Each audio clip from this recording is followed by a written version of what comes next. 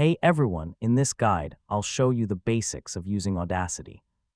We'll cover how to import audio, make simple edits, improve the sound a little, and export your finished file so you can get comfortable with the workspace fast. First, take a quick look at the workspace. The large area in the middle is where your audio waveform appears. At the top, you have playback controls, editing tools, and menus for effects and exporting.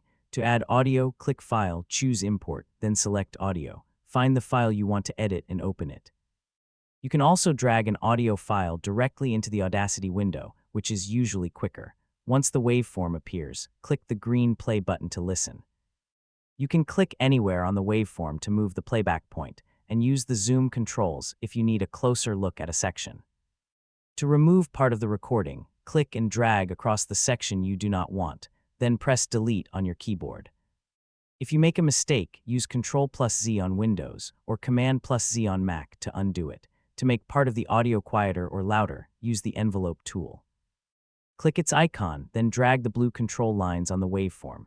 This is useful for fading music under a voice, without cutting the audio. Next, open the Effect menu for basic audio improvements. For example, Normalize can help make the overall level more even. Select the audio first, choose Normalize, preview the result if available, then apply it. When you are done, go to File, then Export Audio. Choose a file name, pick a save location, and select a format like MP3 or WAV. MP3 is great for sharing, while WAV is useful when you want a larger, uncompressed file.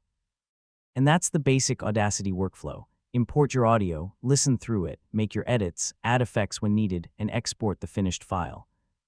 After a little practice, the tools start to feel pretty straightforward.